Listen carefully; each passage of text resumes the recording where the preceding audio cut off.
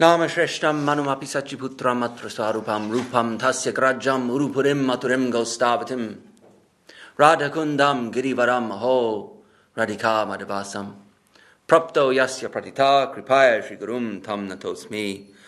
So, we're reading from Sri Chaitanya Charitamrita, and Sanatan Shiksha has been finished. We have completed Sanatan Shiksha, the Sanatan Shiksha portion of Sri Chaitanya Charitamrita, the 4 or 5 chapters that cover Sri Chaitanya Mahaprabhu's divine instructions to Sanatan Goswami. That was finished yesterday, I believe. I wasn't here, but it's been finished. This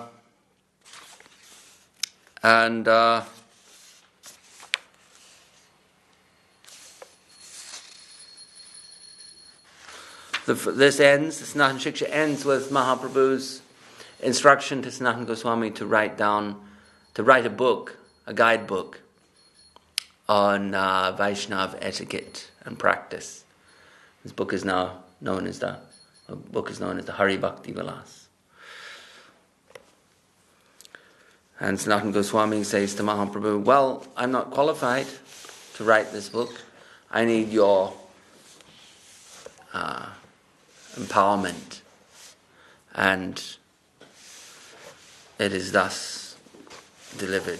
The spiritual power is infused into the hearts of Rupa and Sanatan, and this in turn is reflected. Jai Gurudev Krishna. This in turn is reflected in reproduced in the literatures of the Goswamis.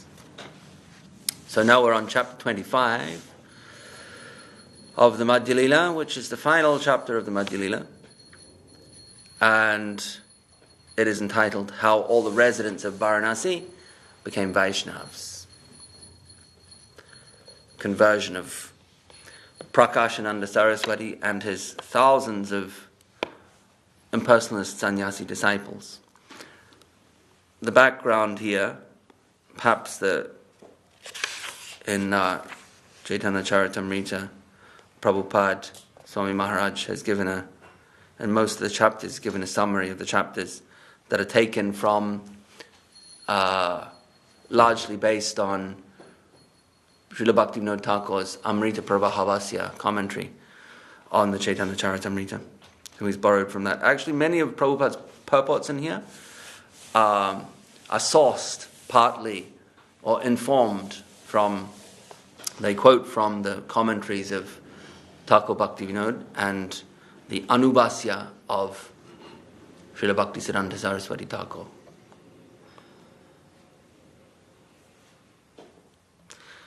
But the context, of course, is that on his way to Vrindavan, Mahaprabhu passes through Varanasi, stays at the house of Tapan Mishra and Chandrasekhar Acharya.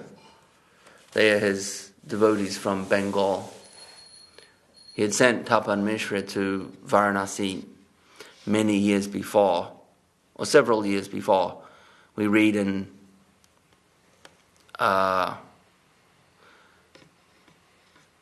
Chaitanya Bhagavat?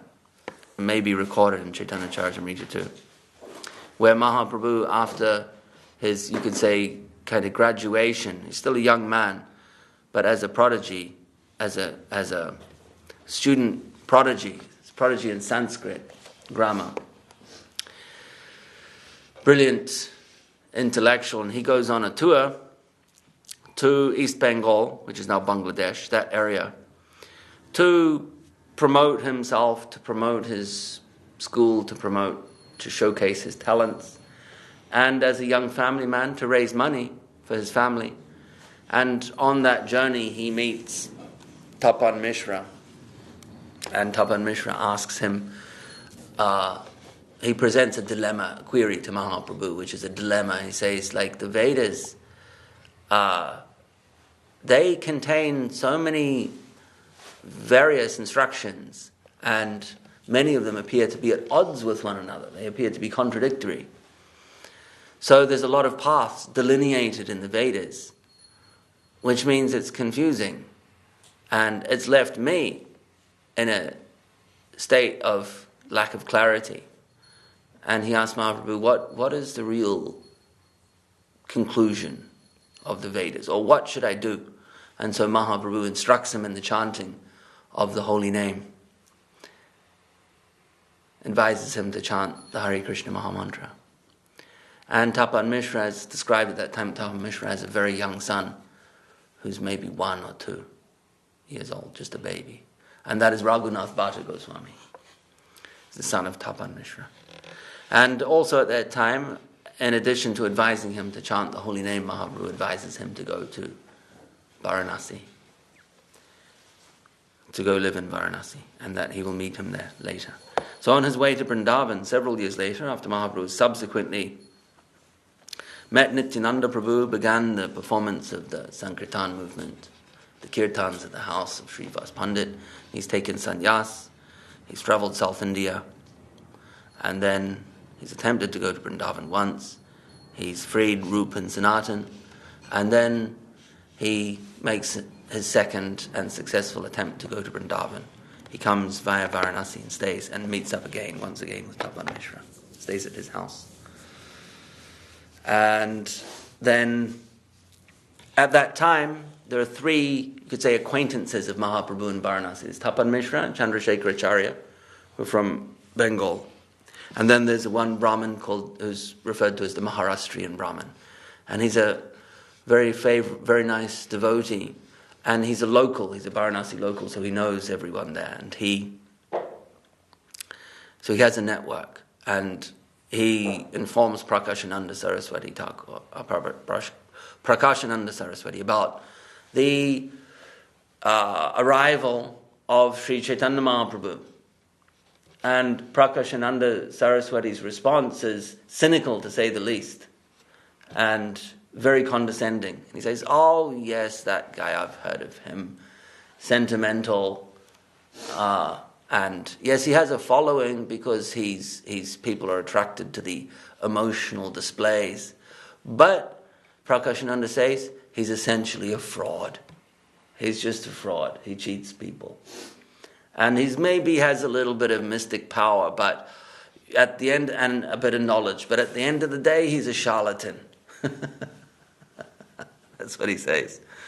And the Maharashtrian Brahmin is quite disturbed to hear this, because he's one of these guys that mixes. He knows the scene. And Prakashananda is the spiritual head of the predominant sect or religious tradition of Varanasi, which is Shankara's tradition. And so he has a respect for him, as do the citizens of Varanasi, but he's a devotee, so he naturally holds Mahaprabhu in high regard. And so he's disturbed to hear this very offensive, critical opinion coming from Prakashananda Saraswati. And he informs Mahaprabhu, and Mahaprabhu kind of just laughs it off. And maybe even says some self-deprecating words to say, well, maybe he's correct or whatever. But we see this again later, as we'll come into this chapter, how Mahaprabhu is self-deprecating. He says, my guru, he said I was a fool, so I just chant Hare Krishna. That's what my guru told me. That I'm not qualified for all this study of the Shastra, this cultivation of Gyan. And anyway, we won't spoil the surprise. But again, another feature of this chapter is that the Atmaram verse is again elaborated upon to a different audience this time. Again, a fresh audience again. And yes, so Sanatana Shiksha is finished. The 2 months, I believe, of Sanatana Shiksha, Mahaprabhu's instructions to Sanatana Goswami, a comprehensive overview of Bhakti Tattva. That's concluded. So, chapter 25, Jai Jai Sri Chaitanya Jaya Nityananda Jaya Dvaita Chandra Jaya Gaura Bhakta Vrinda. How all the residents of Varanasi became Vaishnavas. So this is a summary of the chapter. The following is a summary of chapter 25. A Maharashtrian Brahmin who was living in Benares was a great devotee of Sri Chaitanya Mahaprabhu. He was always very happy to hear the glories of the Lord, and it was by his arrangement that all the sannyasis of Varanasi became devotees of Lord Chaitanya Mahaprabhu. He invited all the sannyasis to his house to meet Sri Chaitanya Mahaprabhu, and this incident has been described in the 7th chapter of Adi Leela. So Adi Leela, it's been described in Adi Leela, so the construction of Sri Chaitanya Charitamrita is not exactly chronological. Most of it is, but some of it isn't. And the reason for that, like for example, in this section, Madhya Leela, you'll find the first two chapters, particularly the first two chapters, are summarizing the rest of Mahaprabhu's entire life. Whereas Madhya Leela is supposed to represents middle. Madhya means middle, so the middle portion of Mahaprabhu's life. But the first two chapters are summarizing his whole life, right up to the end.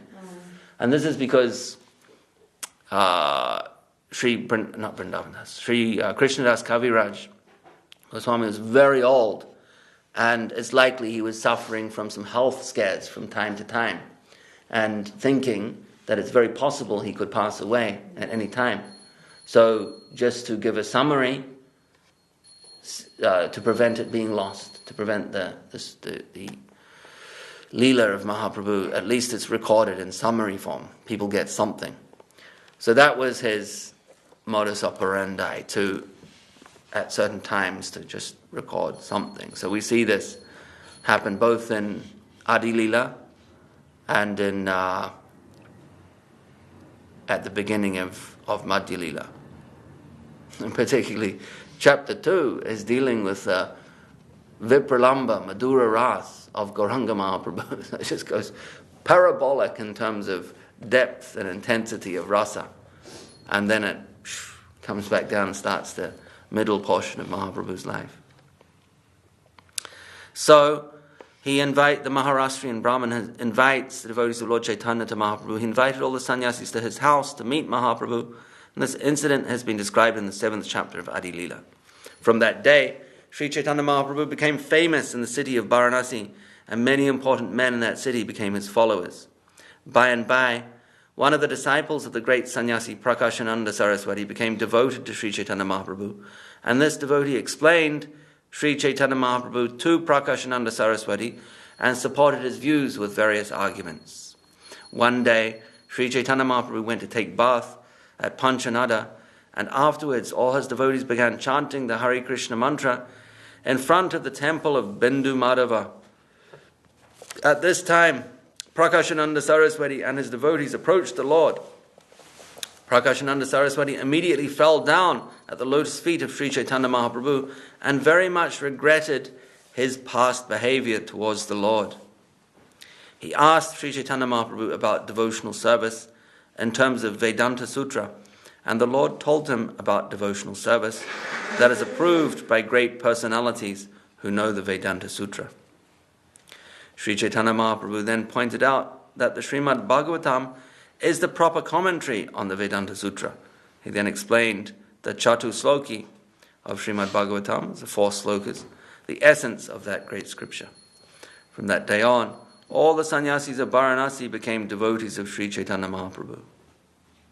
Before returning to his headquarters at Jagannath Puri, the Lord advised Sanatana Goswami to go to Vrindavan. The Lord then departed for Jagannath Puri. Kaviraj Goswami then described something about Srila Rupa Goswami, Sanatana Goswami, and Subudhi Rai. Sri Chaitanya Mahaprabhu returned to Jagannath Puri through the great forest of Jharkhand in central India. At the end of this chapter, Kaviraj Goswami sums up the incidents of Madhya Leela and instructs every living being to read this sublime book of Sri Chaitanya Mahaprabhu's pastimes.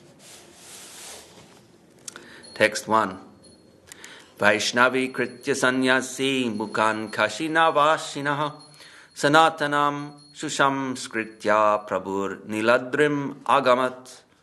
After converting into Vaishnavas all the residents of Varanasi who were headed by the sannyasis, and after completely educating and instructing Sanatana Goswami at Varanasi, Sri Chaitanya Mahaprabhu returned to Jagannath Puri.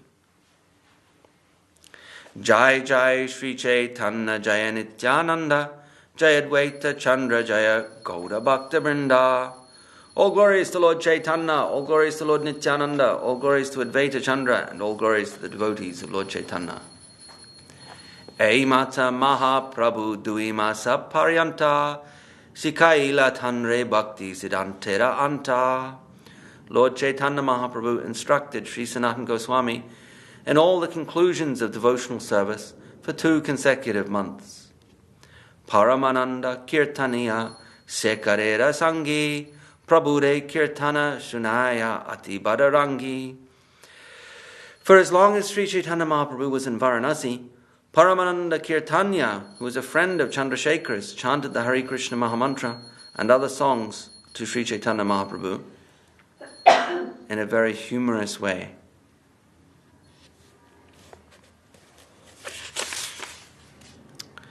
Sanyasira Gana Prabhure Yadi Upekshila Bhakta Dukha Kandaite Tari Kripa Kaila.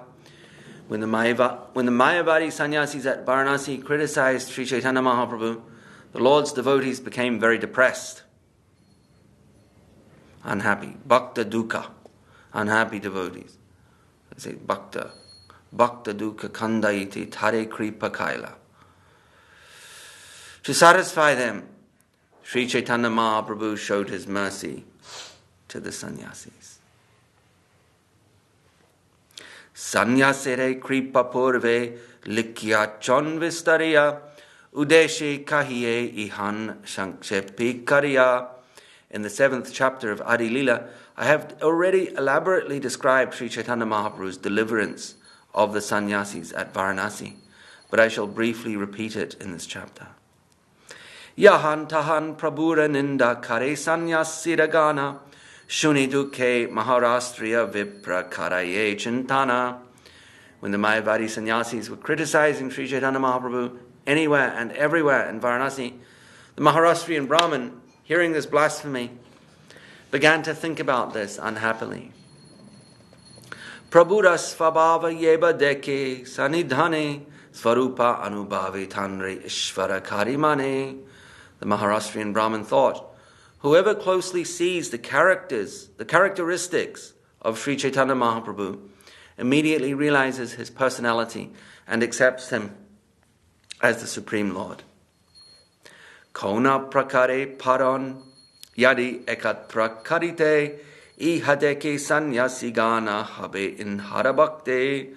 If by some means I can assemble all the sannyasis together, they will certainly become his devotees after seeing his personal characteristics. I'll read some of the purport by Sri Swami Maharaj Prabhupada. Purport. If one saw the personal characteristics and activities of Sri Chaitanya Mahaprabhu, one would certainly be convinced that he was the Supreme Personality of Godhead. One can ascertain this by following in the footsteps of the Shastra conjunctions. The sincere study and appreciation of Sri Chaitanya Mahaprabhu is also applicable to his authorized devotees, and it is clearly stated in the Chaitanya Charitamrita, Antilila 7.11, Kali Kalera Dharma Krishna Nama Sankirtan, Krishna Shakti Vina Nahe Tara Pravartan. In this age of Kali, real religious propaganda should induce the people to chant Hare Krishna Mahamantra. This is possible for someone who is specially empowered by Krishna. No one can do this without being especially favored by Krishna. Srila Bhaktisiddhanta Saraswati Thakur comments in this regard in his Anubhasya, wherein he quotes a verse from Narayan Samhita. Dvapariyer janer Vishnu pancharatrais tukuv kevalai Kalau tu nama matrena pujyate Bhagavan Harihi. In Dwarpa Yuga, devotees of Lord Vishnu and Krishna rendered devotional service according to the principles of Pancharatrika. In this age of Kali, the Supreme Personality of Godhead is worshipped simply by chanting the holy names. Srila Bhaktisiddhanta Saraswati Thakur then comments, without being empowered by the direct potency of Lord Krishna to fulfill his desire, and without being specifically favored by the Lord, no human being can become the spiritual master of the whole world. He certainly cannot succeed by mental concoction, which is not meant for devotees or religious people. Only an empowered personality can distribute the holy name of the Lord and enjoin all fallen souls to worship Krishna. By distributing the holy name of the Lord, he cleanses the hearts of the most fallen people. Therefore, he extinguishes the blazing fire of the material world. Not only that, he broadcasts the shining brightness of Krishna's effulgence throughout the world. Such an acharya, or spiritual master, should be considered non-different from Krishna. That is, he should be considered the incarnation of the Lord's potency.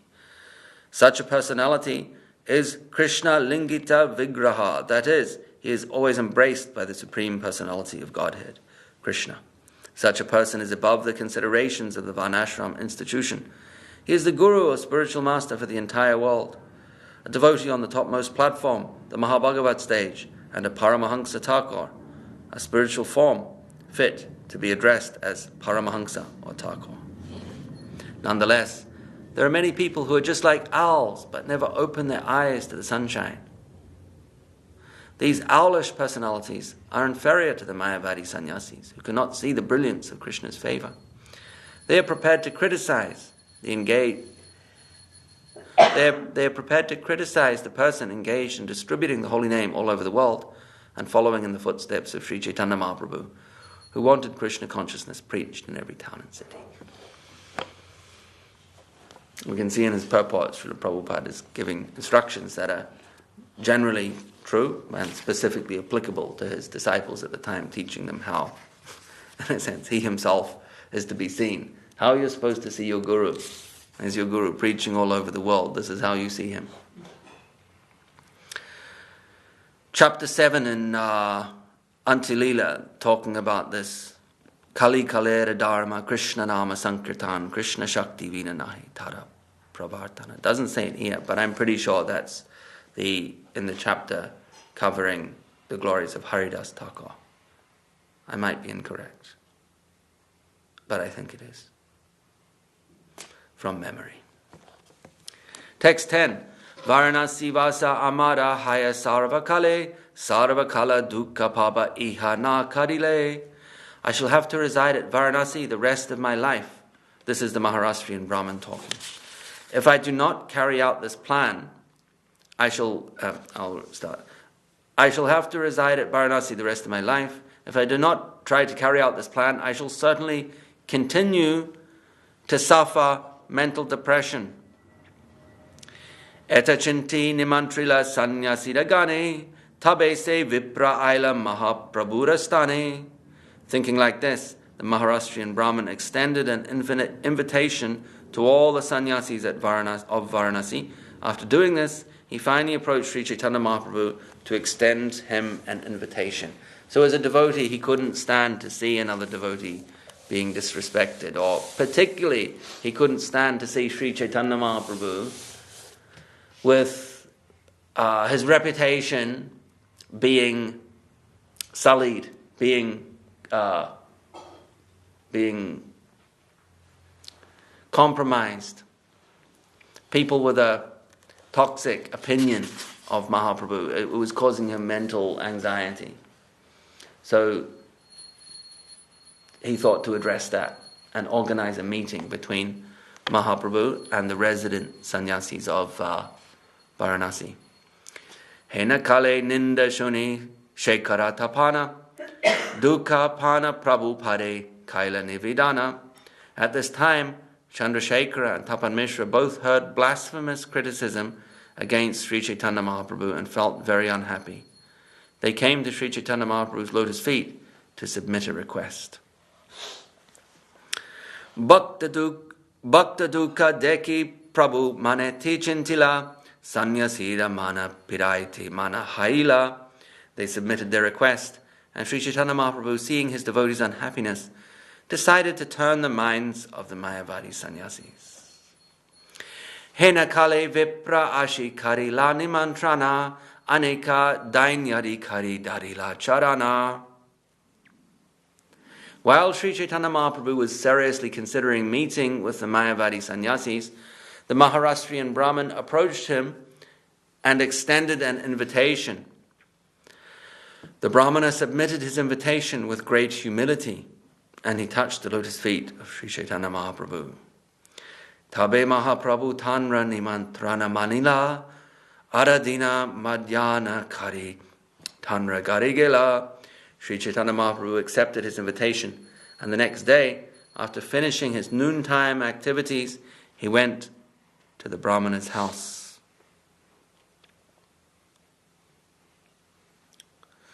Tahanyai che kaila prabhu sanyasira nistara pancha tattva kyane taha kariyache vistara.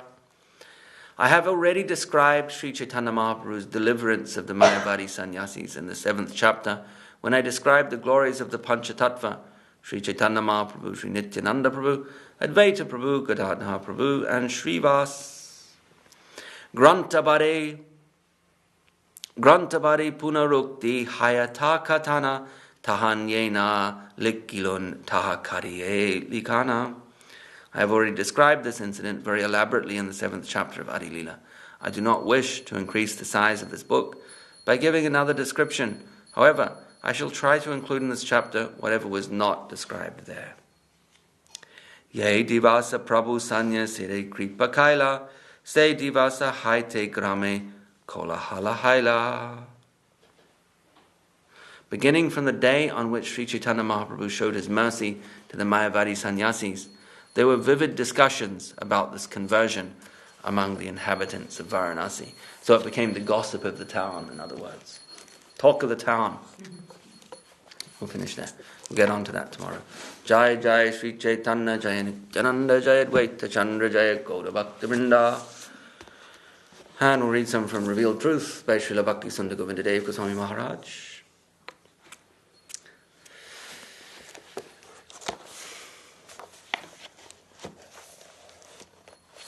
Did you read some of this? Read Smashing the Ego? That one, Yeah. So this sub-chapter is entitled My Main Advice. We've been reading Gurudev's, Srila Bhakti Sundar Govinda Dev Goswami Maharaj, Gurudev's discussion on chanting the holy name and the appropriate attitude and mood to have in regards to chanting the holy name. When we finished off last time, Gurudev was talking about how humility, tolerance, and giving honor has a protective effect in terms of aparad. It prevents one from committing aparad if one is able to culture those moods of humility, tolerance, giving honor. And of course, that is the theme of the 3rd verse of Shikshastakam. So Gurudev is talking, elaborating on the Shikshastaka themes. And then the previous one, smashing the ego, and which is necessary, of course, if one wants to practice Trinadapi Sunicina. Today's subchapter is entitled My Main Advice. Srimad Bhagavatam explained the 4 directives for isolating ourselves from the influence of Kali. Dhyutam panam striyasuna yatra damas chaturvidah. Srimad Bhagavatam 1.7.38. Gambling, intoxication, illicit sex, meat eating are sinful activities and must be avoided. Srimad Bhagavatam gave this advice. It is necessary for our practicing life, but it is not a service, it is a regulation. Mahaprabhu's directive to be humble, be tolerant, and give honor to others is our service. It explains how we should practice our spiritual life. Without humility, tolerance, and giving honor to others, no one will be successful in chanting the Lord's holy name, even if they follow the scriptural rules and regulations. Only following Mahaprabhu's directives for our practicing life, to be humble, be tolerant, and give honor to others, will ensure that we are successful. I have tested this thousands of times, and it is completely sure. Almost every day, I advise my friends and everyone I meet to follow this directive of Mahaprabhu. What I say may sound like a memorized set of English words, but it is not only that. With my heart, I am saying it every day, and I am feeling it also. I want to see that everyone's practicing life, their Shravan, Kirtan, and so on, continues happily in good association. If there is anything I want to distribute to the Western world, it is this, which is my first and best advice.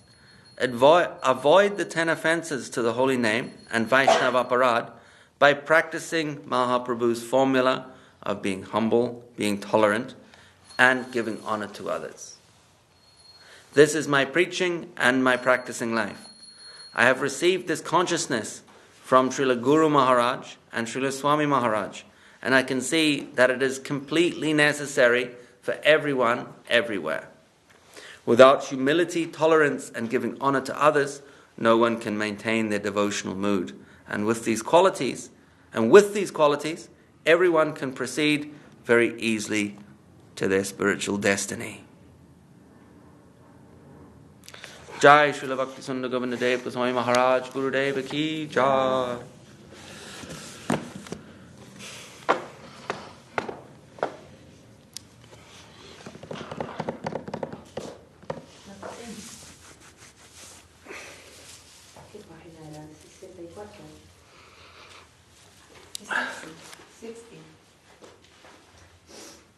Hari Haraya Nama Krishna Yadavaya Namaha. Hari Haraya Nama Krishna Yadavaya Namaha. Yadavaya Madhavaya Keshavaya Namaha.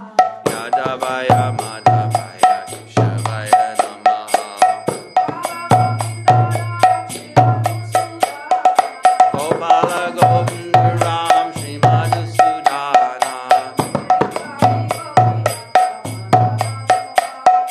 Giridhari Gopinath.